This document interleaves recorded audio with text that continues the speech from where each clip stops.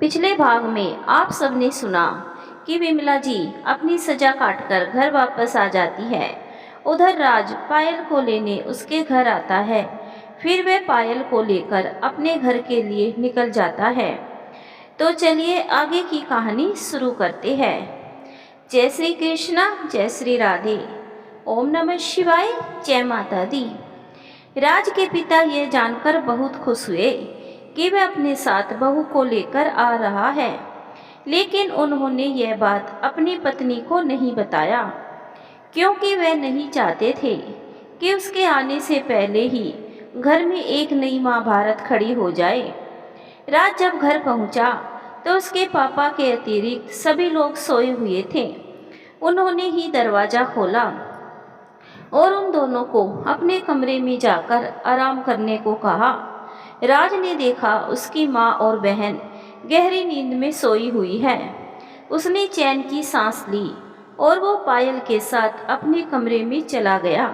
थकान की वजह से दोनों बहुत जल्दी गहरी नींद में सो गए। अपने दरवाजे पर माँ की आवाज़ सुनकर विजय की आंख खुल गई। उसकी माँ बाहर से आवाज़ दे रही थी, दरवाज़ा खोल बेटा, काफ़ी देर हो गई है, तुझे ऑफिस जाने में देर हो जाएगी। राज ने अलसाते हुए उठकर रोज की भांति दरवाज़ा खोल दिया, लेकिन अगले ही पल अपनी माँ की चिल्लाहट से वह चौंक उठा। यह मनुष्य यहाँ क्या कर रही है? अच्छा, तो तू इस कलमुई को लेने के लिए गया हुआ था और मुझसे तूने झूठ कहा कि मैं ऑफिस के काम से बाहर जा रहा हूँ। कहते हुए राज की माँ ने चाय का कप जोरों से जमीन पर फेंक दिया। कप के टुकड़े टुकड़े होकर बिखर गए और जैसा कि पहले से ही उसको सबको आभास था, राज की माँ ने अपने क्रोध का तांडव शुरू कर दिया। मैं कहता हूँ शांत हो जाओ राज की माँ, तुम जो कर रही हो गलत कर रही हो। आखिर क्या बिगाड़ा है तुम्हारा इस मासूम बच्ची ने? राज के पिता ने उन्हें शांत करने की कोशिश करते हुए कहा, बिल्कुल नहीं, या तो इस घर में यह मनुष्य रहेगी या मैं रहूंगी। मैं एक पल के लिए भी अपने मंदिर जैसे घर में इस पापी और बदचलन लड़की को नहीं रहने दूंगी। राज की माँ ने धाड़ते हुए कहा और फिर वह आगे बढ़कर बिस्तर पर सहमी बैठी पायल का हाथ पकड़कर जोरों से खींचा, जिससे वह बिस्तर के नीचे गिर पड़ी और टेबल के कोने से उसका सर जा टकराया। देखते देखते उसके सर से भल-भलाकर खून निकल आया। यह सब देखकर राज के पिता का गुस्सा 7वें आसमान पर चढ़ गया। उन्होंने एक जोरदार थप्पड़ अपनी पत्नी के गालों पर मारा और कमरे से बाहर निकल जाने को कहा।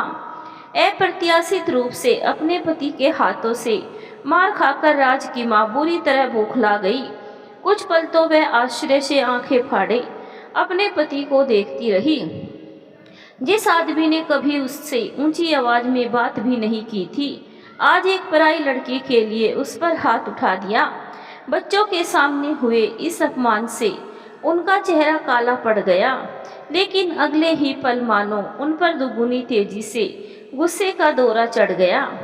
वो गुस्से से चिल्लाते हुए बोली, ठीक है, तुम सबके लिए मैं ही बुरी हूँ, तो मैं ही इस घर से चली जाती हूँ, लेकिन इस कलंकनी के साथ मैं इस घर में कभी नहीं रहूँगी। इतना कहकर वो कमरे से बाहर निकल गई और अपने कमरे में जाकर अपना बैग पैक करने लगी। राज ने बड़ी लाचारी से अपने पिता की ओर देखा। करने दो उसे जो वह करना चाहती है, लेकिन अब बहू इस घर से कहीं नहीं जाएगी और तुझे घबराने की कोई ज़रूरत नहीं है। तेरा बाप तेरे साथ है। और रहा सवाल तेरी माँ का, तो तुझे अपनी माँ की चिंता करने की कोई ज़रूरत नहीं है। देखता हूँ वो कहाँ जाती है और उसे कौन रखता है। राज के पिता ने अपने बेटे के कंधे पर हाथ रखते हुए कहा। क्रोध की अधिकता के कारण वे भी कांप रहे थे। घर में इस तरह का माहौल देखकर राज को भी बहुत दुख हो रहा था, लेकिन फिर भी इस बार वह अपनी बात पर दृढ़ता के साथ खड़ा हुआ था कि वह किसी भी कीमत पर अपनी पत्नी को बेसहारा नहीं छोड़ेगा। और पायल, वह तो पहले से ही जानती थी कि उसके आने के बाद घर में इसी तरह का माहौल होगा, लेकिन आज यह पहले की तरह डर कर काँप नहीं रही थी और रो भी नहीं रही थी, बल्कि खामोश खड़ी चुपचाप सब कुछ देख रही थी। राज के पिता भी कमरे से बाहर चले गए थे। राज अपना सर पकड़कर बैठ गया था। उसे कुछ समझ में नहीं आ रहा था कि आखिर वह अपनी माँ को कैसे। उसकी माँ अपने कमरे में अपना बैग पैक कर रही थी और साथ में रोते हुए पायल को ढेरों बद्दुआएं दे रही थी। थोड़ी देर के बाद कमरे से बाहर निकली और बोली, लो जा रही हूँ मैं इस घर को छोड़कर। अब तुम लोग आराम से अपनी मनमानी करो, लेकिन मैं कह देती हूँ हाय मेरी हाय लगेगी तुम सबको। इतना कहकर वह घर से बाहर निकलने लगी। यह देखकर राज आगे बढ़ा और उसने अपनी माँ का हाथ पकड़ लिया। क्यों रोक रहे हो बेटा, जाने दो उसे, देखता हूँ कहाँ जाती है। राज के पिता ने एक हिकारत भरी नज़र अपनी पत्नी पर डालते हुए राज से कहा, लेकिन राज ने अपने पापा की बात को अनसुना करते हुए दूसरे हाथ से अपनी माँ का बैग जबरन छीन लिया। बेहद शांत आवाज में बोला, यह आपका घर है माँ और आप यहाँ से कहीं नहीं जाएगी। गुस्से के मारे राज की माँ के होठ अभी भी फड़फड़ा रहे थे। राज ने देखा इन सारे शोर शराबों में उसकी बहन भी डर के मारे कोने में खड़ी अपनी माँ को देख रही थी। राज ने एक पल के लिए अपनी नज़रें चारों ओर घुमाई और फिर, देख राज, मैं कहती हूँ छोड़ दे मेरा हाथ। मैं एक पल के लिए भी बदचलन लड़की के साथ नहीं रहूँगी। तुझे इसके साथ रहना है तो रह। राज की माँ गुस्से से तमतमाते हुए बोली। राज ने एक बार बड़ी लाचारी के साथ अपनी नज़रें घुमाई। एक बार सबकी ओर देखने के बाद एक ठंडी सांस लेते हुए उसने अपनी माँ से कहा, ठीक है माँ, आप जैसा करती है वैसा ही होगा। आपको पायल के साथ इस घर में नहीं रहना है तो कोई बात नहीं, ये घर आपका है, आप यहाँ रहिए, मैं ही पायल को लेकर यहाँ से चला जाता हूँ। इतना कहकर राज उनका हाथ पकड़कर घर के अंदर ले आया और उन्हें उनके कमरे में छोड़कर वह खामोशी से अपने कमरे में चला गया। राज की माँ अपने बेटे के इस कदम से स्तब्ध रह गई। उन्होंने तो सोचा था कि वह घर छोड़ने की धमकी देगी तो बेटा अपनी पत्नी को फिर से अपने मायके छोड़ आएगा, लेकिन यहाँ तो पासा ही पलट गया था। पति भी उसका साथ छोड़कर अब बेटे और बहू की साइड हो गए थे। फिलहाल तो उनकी समझ में यह नहीं आ रहा था कि वह अब आगे क्या करे।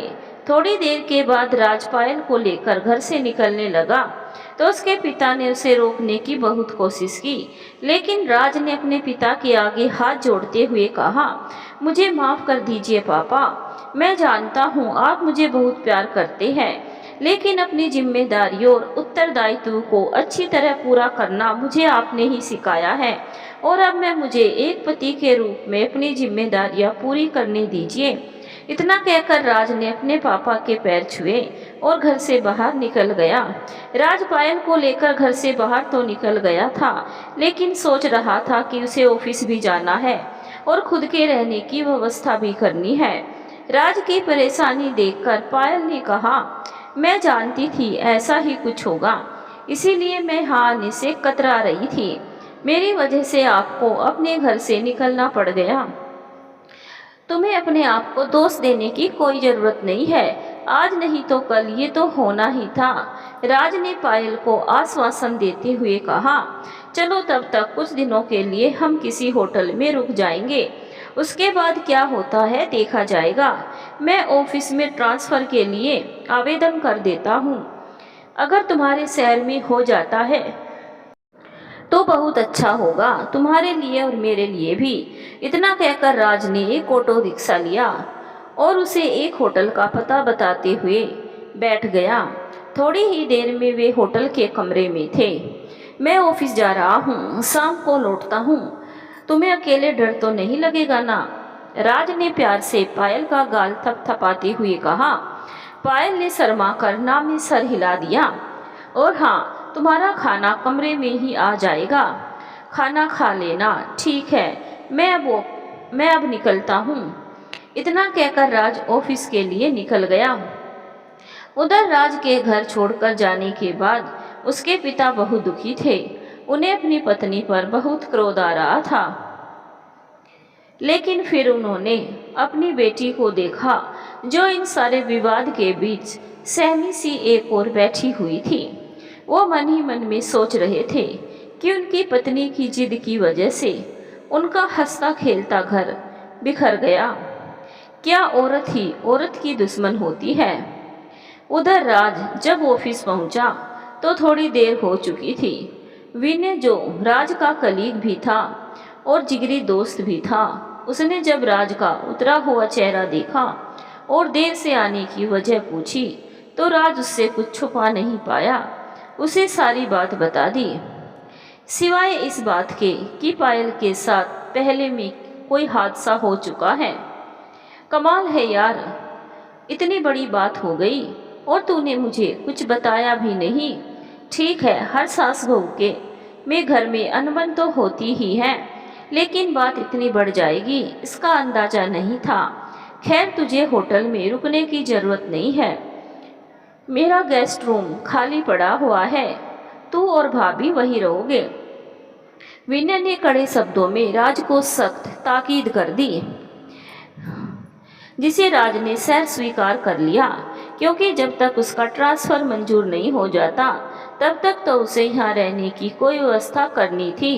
राज ने ट्रांसफ़र के एप्लीकेशन में अपनी मजबूरियों का बखान करते हुए जल्द से जल्द ट्रांसफ़र करने की विनती की थी। चूँकि ऑफिस में राज का व्यवहार काफ़ी अच्छा था, इसके साथ ही वह अपने काम के मामले में भी पूरा पाबंद था, इसीलिए उसके आवेदन को स्वीकार कर लिया गया और उसका ट्रांसफ़र उसके पसंद की जगह में कर दिया गया। फिर भी सारी प्रक्रिया पूरी होने में कम से कम सप्ताह भर तो लग ही जाता, इसीलिए राज पायल को लेकर विनय के घर में शिफ्ट हो गया। राज और पायल दोनों ही अपने अपने ख्यालों में मशगूल थे। राज सोच रहा था कि हो सकता है कि उसकी माँ को अपनी गलती का एहसास हो जाए तो एक बार फिर से सारा परिवार एक साथ हो जाएगा। अगर माँ इसी तरह जिद पर अड़ी रही तो मजबूरन मुझे पायल के मायके में ही रहना होगा। वैसे भी यदि ऐसा हुआ भी तो कोई परेशानी की बात नहीं है, क्योंकि इस तरह उन्हें भी अकेलापन महसूस नहीं होगा और उन्हें परिवार मिल जाएगा। उधर मेरे घर छोड़ने की वजह से पापा जरूर टूट जाएंगे, लेकिन फिर भी उनका ख्याल रखने के लिए वैभव राज का छोटा भाई तो है ही। इसी तरह पायल के मन में भी बहुत से सवाल जवाब चल रहे थे। उसे इस बात का दुख तो था कि उसे अपने ससुराल में स्थान नहीं मिला, लेकिन दूसरी ओर उसे इस बात से भी तसल्ली थी कि अगर वह अपने मायके में रहती है तो उसे नौकरी भी नहीं छोड़नी पड़ेगी और वह अपनी माँ की भी देखभाल कर पाएगी। राज और पायल दोनों ने अब सब कुछ भगवान के हाथों में छोड़ दिया था। विनय और उसकी पत्नी साधना ने उन दोनों का बहुत मान सम्मान और ख्याल रखा। कुछ ही दिनों में वे दोनों सगी बहनों सा प्रेम करने लगी थी और फिर देखते ही देखते राज पायल के शहर में नौकरी ज्वाइन करने का भी दिन आ गया। शाम की ट्रेन थी। विनय और साधना दोनों ही बहुत उदास थे। विनय ने भावुक होकर कहा, देख, दूसरे शहर में जाने के बाद अपने इस बचपन के दोस्त को भूल मत जाना। मेरा घर हमेशा तेरे लिए खुला है। राज का दिल भी भर आया था। उसने विनय के गले लगते हुए कहा, यह भी कोई कहने की बात है यार, मैं तो बीच बीच में आता ही रहूँगा, क्योंकि मुझे अपने घर वालों की भी खोज खबर तो लेनी है। लेकिन हाँ, तुझे जब छुट्टी हो तो तुम भी जरूर आना।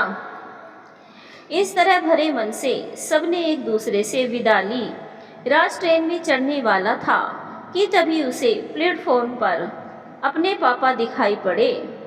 शायद वे उसे ही ढूंढ रहे थे। ट्रेन छूटने वाली थी, इसीलिए राज तेजी से आगे बढ़कर भीड़ को चीरते हुए अपने पापा के पास पहुंच गया। राज ने देखा उसके पापा की आंखें भर आई थी। उन्होंने उसे गले लगाते हुए कहा, यहाँ से दूर जाने के बाद अपने परिवार को भूल मत जाना बेटा। तुझे और बहू को मेरा आशीर्वाद है। जहाँ रहो खुश रहो। आप हमारी फिक्र मत कीजिए पापा, बीच बीच में मैं आपसे मिलने आता रहूँगा। तब तक प्लीज आप अपना भी ख्याल रखिएगा और साथ में माँ का भी। इतना कहकर उसने अपने पिता के चरण स्पर्श किए और तेजी से ट्रेन में चढ़ गया। राज और पायल दोनों हाथ हिलाकर सबका अभिवादन कर रहे थे। धीरे धीरे ट्रेन प्लेटफॉर्म को छोड़कर आगे निकल चुकी थी। मेरा ख्याल है हमें घर पर माँ को कॉल करके बता देना चाहिए कि हम लोग आ रहे हैं, पायल ने राज से कहा। बिल्कुल नहीं, हम अचानक से पहुँचेंगे और उन्हें सरप्राइज देंगे, राज ने मुस्कुराते हुए कहा। पायल का विश्वास अब मजबूत होने लगा था। उसे इस बात की पूरी उम्मीद हो गई थी कि दूसरी लड़कियों की तरह उसका जीवन भी खुशहाल होगा। राज और पायल जब घर पहुँचे तो काफ़ी रात हो चुकी थी। काफ़ी देर तक बैल बजाने के बाद नीलिमा जी ने डरते डरते दरवाज़ा खोला। इतनी रात गए उन दोनों को अपने दरवाजे पर खड़ा देखकर उनका मन बहुत घबरा गया था। क्या हुआ, तुम लोग इतनी रात को यहाँ? सब कुछ ठीक तो है ना? वह घबराते हुए बोली। सब कुछ ठीक है माँ, आप बिल्कुल फिक्र मत कीजिए। दरअसल मेरा ट्रांसफ़र अब यहीं हो गया है, तो मैंने सोचा जब इसी शहर में रहना है तो फिर अपने ही घर में क्यों ना रहूं, और फिर यहाँ रहने से पायल भी अपनी जॉब करती रहेगी और सबसे बड़ी बात हम सब एक साथ रहेंगे। अपने दामाद की बात सुनकर उनके चेहरे की खोई हुई रौनक लौट आई थी। वह बहुत खुश हो गई, लेकिन फिर अगले ही पल उनके चेहरे पर शंका के बादल मंडराने लगे। उन्होंने राज से कहा, सच सच बताओ बेटा, कहीं ऐसा तो नहीं कि तुम्हारे घर वालों ने मेरी बेटी को नहीं अपनाया है, इसी वजह से तुम लोगों को यहाँ आना पड़ा? आप भी कैसी बातें करती है माँ? यदि ऐसा होता तो भला हम इतने खुश नजर आते आपको। चलिए, और वैसे भी बहुत रात हो चुकी है, बाकी बातें सुबह होगी, हमें भी बहुत नींद आ रही है, राज ने अपनी सास को आश्वस्त करते हुए कहा और फिर फ्रेश होने चला गया। पायल भी अपने कपड़े बदलकर बिस्तर पर लेट गई थी। कुछ ही मिनटों में राज भी फ्रेश होकर और अपने कपड़े बदलकर कमरे में आ गया था। हल्की नीली रोशनी में बिस्तर पर लेटी हुई पायल को देखकर राज देखता ही रह गया। राज को अपनी ओर इस तरह देखता पाकर पायल ने शर्माकर अपनी नजरें नीचे झुका ली। राज उसके करीब आकर बैठ गया और पंखे की हवा से उड़ते हुए उसके बालों को अपने हाथों में समेटने लगा। राज के हाथों का प्यार भरा स्पर्श पाकर पायल के पूरे शरीर में एक सिरहन सी होने लगी। एक अजीब से नशे से उसकी आंखें बंद होने लगी। बेशक शादी हुए बरसों गुजर चुके थे, लेकिन उन दोनों का मिलन तो अभी तक हुआ नहीं था। हमारे मिलन की रात आने में बहुत देर लगी पायल, तुमने बहुत तड़पाया है मुझे, राज ने उसके कानों में फुसफुसाते हुए कहा और उसे अपनी बाहों में जकड़कर अपने प्यार की बौछार करने लगा। एक पल के लिए पायल को घबराहट सी हुई, लेकिन जब उसने आंखें खोली और राज को पाया तो अपने मन में से सारे नकारात्मक ख्यालों को दूर करते हुए उसने राज को अपनी बाहों में कस लिया और आखिर लहराती ठहराती एक चंचल नदी सागर में समा ही गई। 10 बज चुके हैं बेटा, अब उठ भी जाओ। पायल और पायल कमरे के बाहर से माँ की आवाज़ सुनकर राज और पायल दोनों हड़बड़ाते हुए उठे। हे भगवान, दोपहर होने को आई और हम घोड़े बेचकर सोते रहे। माँ भी क्या सोच रही होगी, पायल ने संकोच के साथ कहा। माँ सोच रही होगी कि उनकी बेटी अपने पति के साथ आनंद के पल गुजार रही है। इतना कहकर राज ने एक बार फिर से पायल को अपनी बाहों में कस लिया और उसे प्यार करने लगा। अब छोड़ो भी और मेरे कपड़े तो दे दो, पायल ने अपने आप को चादर में लपेटते हुए कहा। ठीक है, मैं तुम्हारे कपड़े देता हूँ, लेकिन मेरी एक शर्त है, राज ने शरारत के साथ मुस्कुराते हुए कहा। कोई शर्त वर्त नहीं, पायल ने नकली गुस्सा दिखाते हुए कहा। तो फिर ठीक है, कपड़े भी नहीं मिलेंगे, और यह गई तुम्हारी चादर। इतना कहकर राज ने पायल के शरीर से वो चादर भी खींच लिया और उसे अपनी बाहों में समेट लिया। वे दोनों एक बार फिर से प्यार के सागर में डूब चुके थे।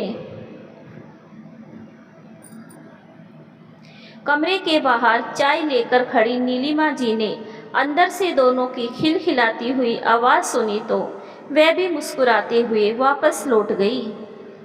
अपने बच्चों के जीवन में इसी हंसी खुशी और खिलखिलाहट के लिए तो वह तरस रही थी। काश आज उसके पापा भी जीवित होते तो कितने खुश होते। पायल जब कमरे से बाहर निकली तो शर्म के मारे वह अपनी माँ से नजरें भी नहीं मिला पा रही थी, लेकिन आज उसे अपनी माँ के चेहरे पर छाई शांति और खुशी को देखकर उसके दिल को भी बहुत सुकून मिला। राज के प्यार की खुशबू से आज उसका अंग अंग महक रहा था। खुश तो आज राज भी बहुत था। उसे ऐसा लग रहा था मानो सही मायने में आज ही उसकी शादी हुई हो। पायल को ठीक करने के लिए जितनी मेहनत उसने की थी और जितना बलिदान दिया था वह सब सफल हो गया था, क्योंकि कल रात को अच्छी तरह महसूस किया कि पायल अब अपने काले अतीत से बाहर निकल चुकी है। उसने मन ही मन डॉक्टर शिल्पी का भी धन्यवाद किया। वह इस बात को अच्छी तरह समझ गया था कि अब उसके जीवन में खुशियों की धूप खिल चुकी है। कल तक पायल के लिए रात एक काली रात बनकर आती थी, लेकिन आज वह बेसब्री से रात होने का इंतजार कर रही थी, क्योंकि उसे अपने प्रियतम की बाहों में जो समाना था वह बार बार घड़ी की ओर देख रही थी। उसकी बेसब्री देखकर नीलिमा जी भी मन ही मन मुस्कुरा रही थी। सुनो बच्चों, जल्दी से खाना खा लो और जाकर आराम करो। कल से तुम दोनों को अपनी ड्यूटी भी ज्वाइन करनी है और मैं भी बहुत थक गई हूँ। इतना कहकर उन्होंने डाइनिंग टेबल पर खाना परोस दिया। ये दोनों भी तो यही चाह रहे थे। सबने जल्दी खाना खाया और अपने अपने कमरे में सोने चले गए।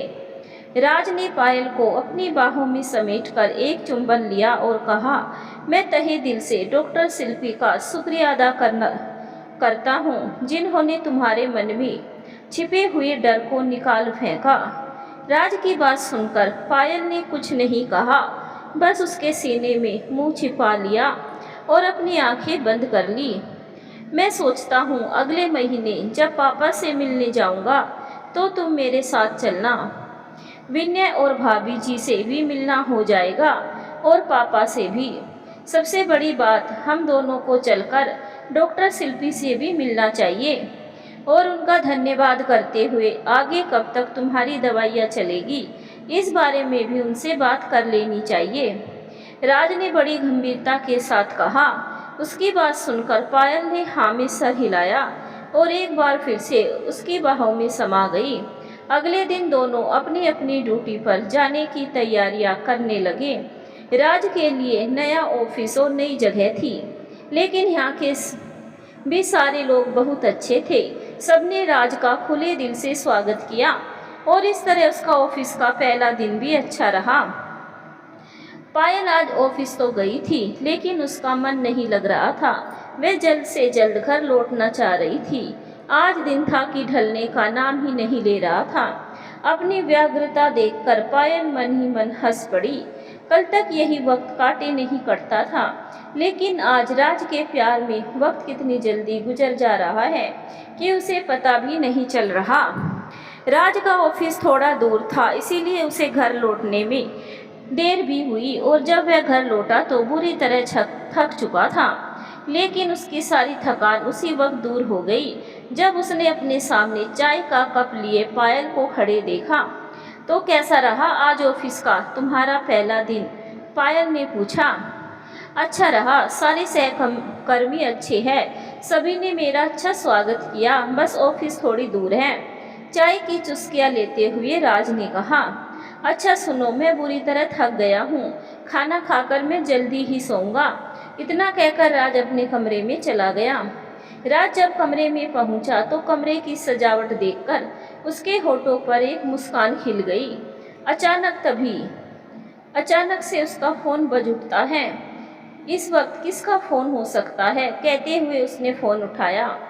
हेलो बेटा, मैं पापा बोल रहा हूँ। तुम्हारी माँ की तबीयत बहुत खराब है और वह हॉस्पिटल में एडमिट है। इस वक्त तो नहीं, लेकिन अगर हो सके तो कल आने की कोशिश करो, राज के पिता ने बेहद हताश के साथ कहा। क्या क्या कहा आपने? क्या हुआ माँ को? राज ने घबरा कर पूछा।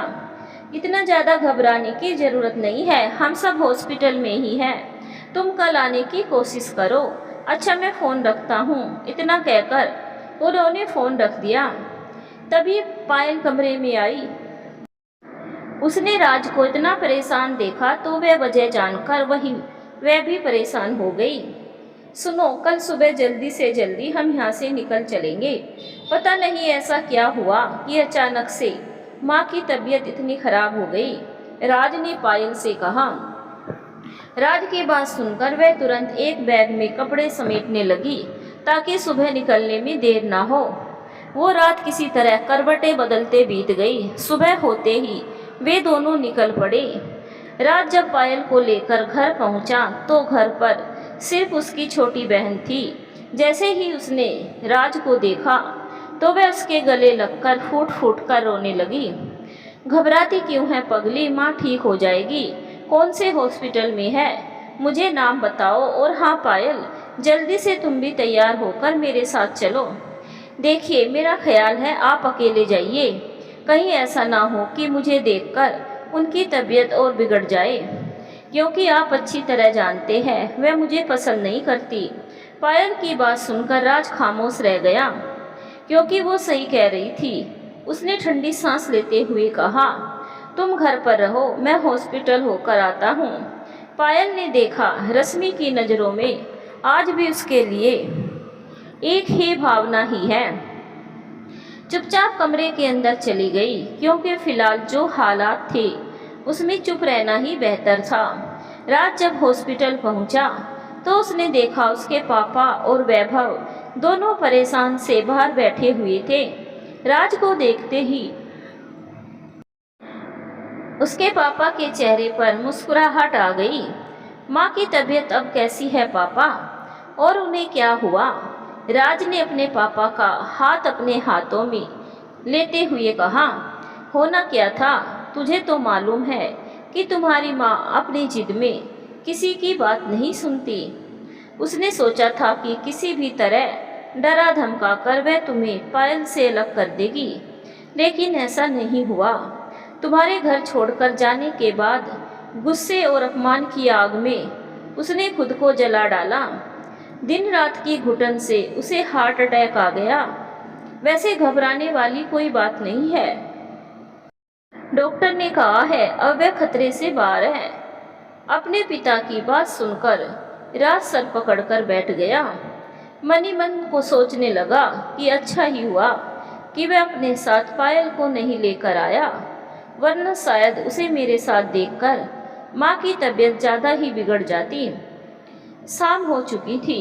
तभी नर्स ने आकर कहा कि पेशेंट को होश आ गया है, आप लोग एक एक करके मिल सकते हैं। नर्स की बात सुनकर सबकी जान में जान आई। पहले आप जाइए, राज ने अपने पापा से कहा। नहीं बेटे, हम दोनों साथ चलेंगे, तुम्हें देखकर वह खुश हो जाएगी। और हाँ, कोशिश करना कि फिलहाल पायल का कोई जिक्र ना हो। अपने पिता की बात सुनकर राज सोच में पड़ गया, लेकिन फिलहाल उसने स्थिति को देखते हुए हामी सर हिला दिया और कमरे में चला गया। राज ने देखा कुछ ही दिनों में माँ बहुत कमज़ोर हो गई थी।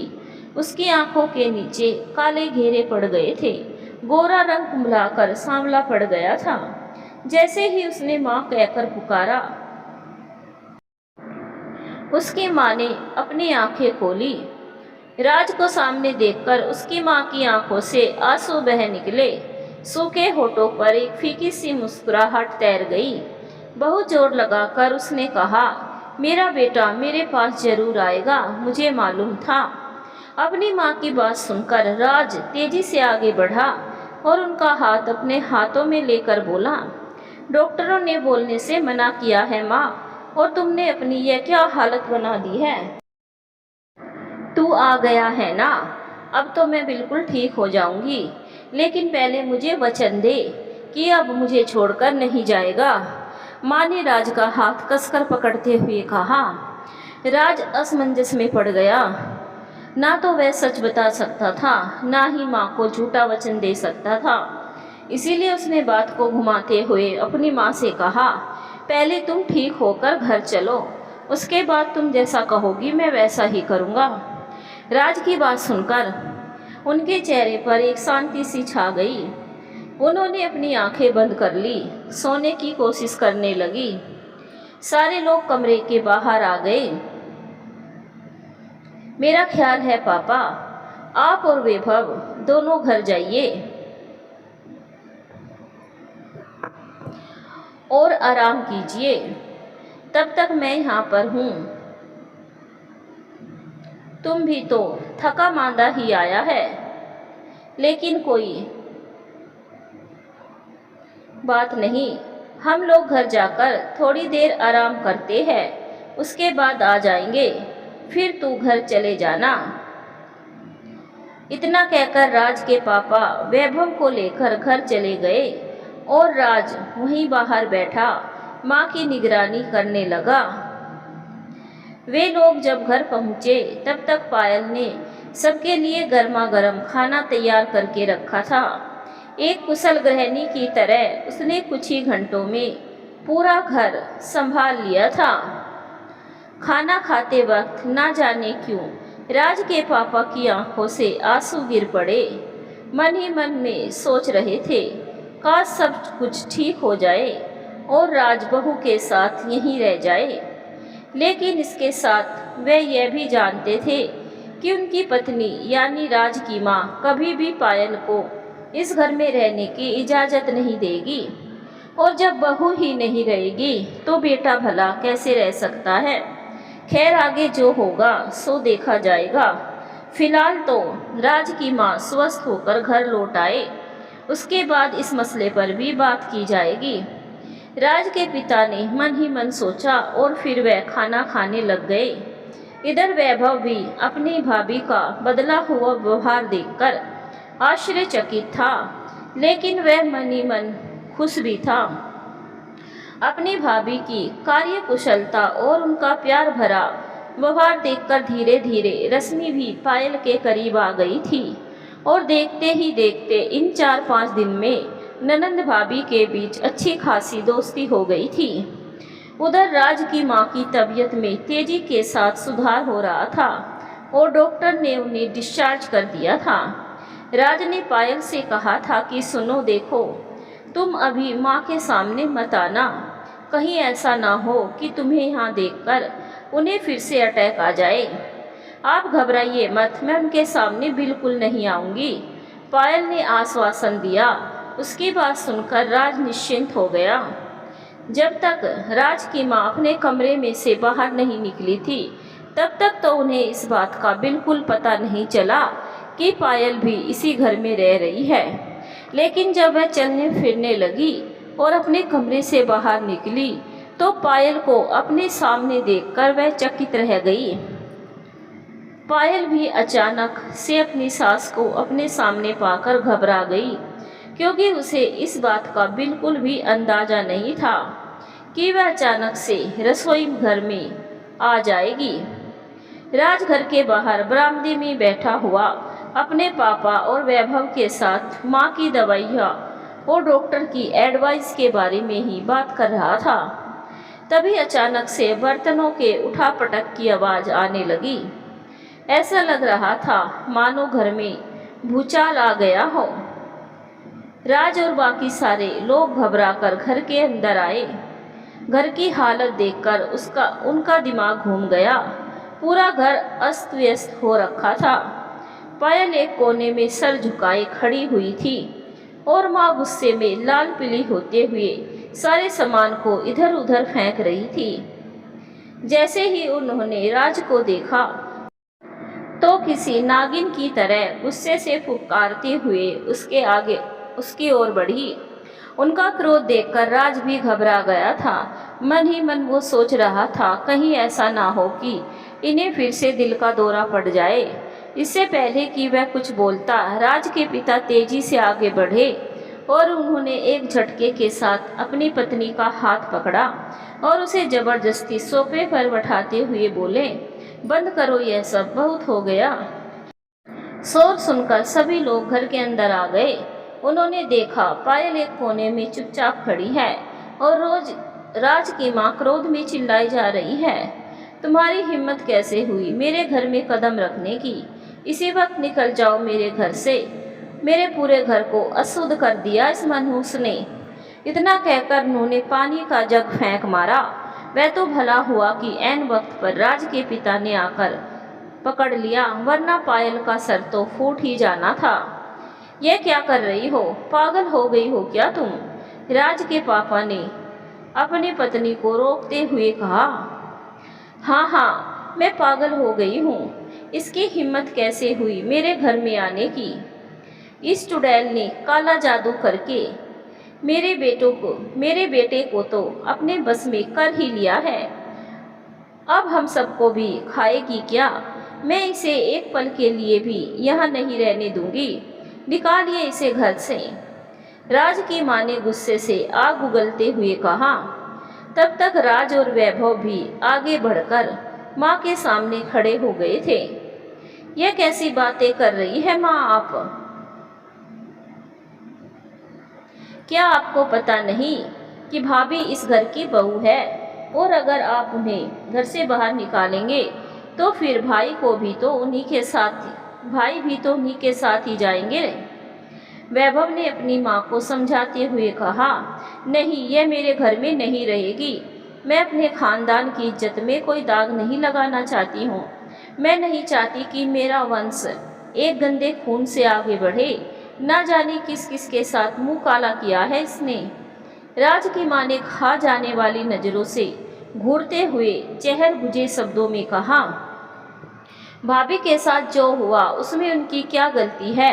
ये हादसा किसी के साथ भी हो सकता है। भाभी बहुत अच्छी है। आप नहीं जानती माँ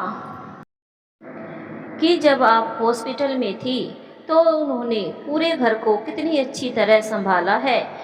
जब भैया को कोई आपत्ति नहीं है तो आपकी उनका घर तोड़ने पर लगी है। रश्मि ने आज पहली बार अपनी भाभी का पक्ष लेते हुए अपनी माँ से इतने कठोर लहजे में बात की थी। रश्मि, मुंह बंद रख अपना, कहते हुए उन्होंने रश्मि के गाल पर एक जोरदार थप्पड़ मार दिया।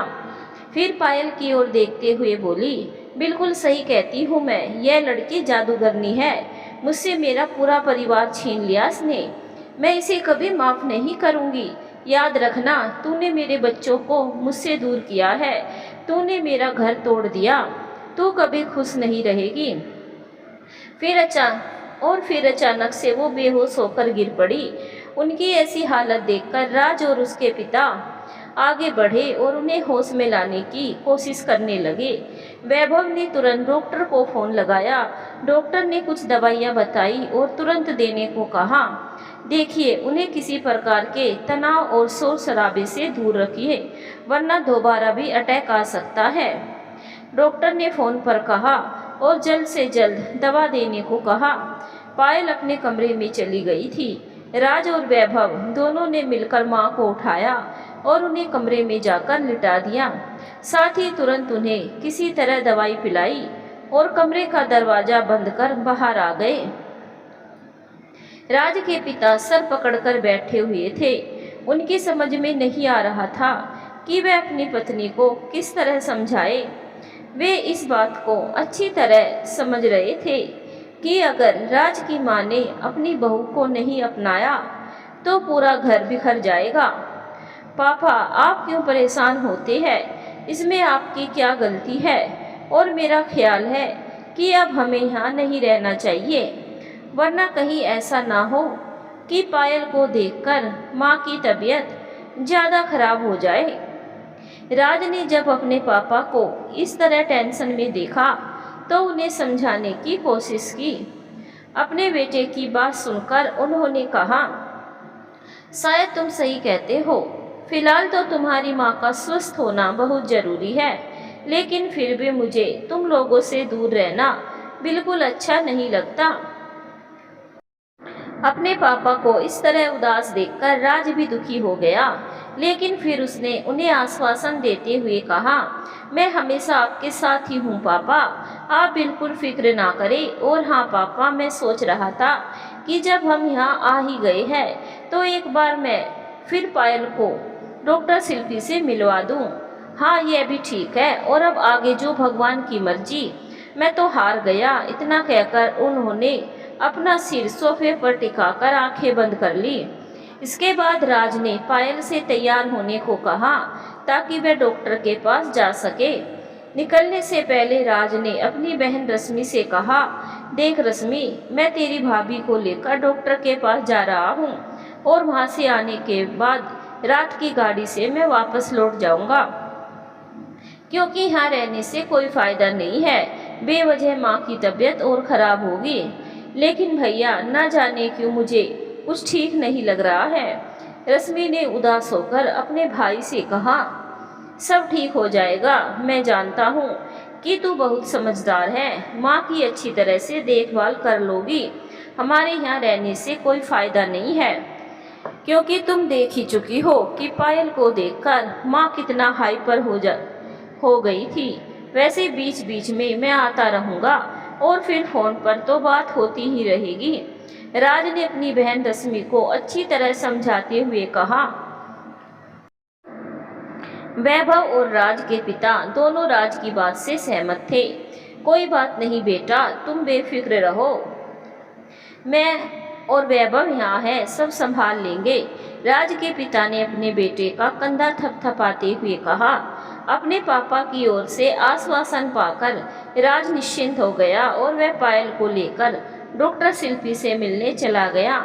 हॉस्पिटल में राज ने डॉक्टर शिल्पी का अपॉइंटमेंट लेते हुए स्पष्ट कर दिया था कि पायल उनकी पेशेंट है और फॉलोअप में है, जिसकी वजह से उन्हें तुरंत उनका नंबर मिल गया। थोड़ी देर के बाद अपना नंबर आने पर जैसे ही पायल ने उनके केबिन में कदम रखा तो डॉक्टर शिल्पी ने उसे देखते ही पहचान लिया। आओ पायल, कैसी हो अब? डॉक्टर शिल्पी ने मीठी मुस्कान के साथ कहा। मैं बिल्कुल ठीक हूँ डॉक्टर, और ये सब आपने किया है। मेरे जीवन में खुशियों ने एक बार फिर से दस्तक दे दी है, और इसमें सबसे बड़ा हाथ मेरे पति का भी है। पायल ने बड़े प्यार से राज को देखते हुए शिल्पी से कहा। हूँ तो इसका मतलब है मिस्टर राज, आपने अपनी पत्नी के साथ एक नए रिश्ते की शुरुआत की। मुझे बहुत खुशी हुई। डॉक्टर शिल्पी ने प्रशंसा भरी नज़रों से राज को देखते हुए कहा। इसका श्रेय आपको ही जाता है डॉक्टर, क्योंकि आपने जो कड़वी सच्चाई हम सबके सामने रखी थी, उसके बारे में सोचने के बाद मैं भी इस निर्णय पर पहुंचा था कि मासूम लड़कियों के साथ होने वाले हादसों में भला उनका क्या कसूर होता है। उसकी बात सुनकर वह भी मुस्कुरा पड़ी और खुश होकर बोली, काश अगर सभी लोग इस तरह सोचने लगे तो इन हादसों से गुजरने वाली मासूम लड़कियों की जिंदगी तबाह नहीं होगी। डॉक्टर मैडम, मैं आपसे यह पूछने आया था कि आपकी दवाइयाँ कब तक चलेगी?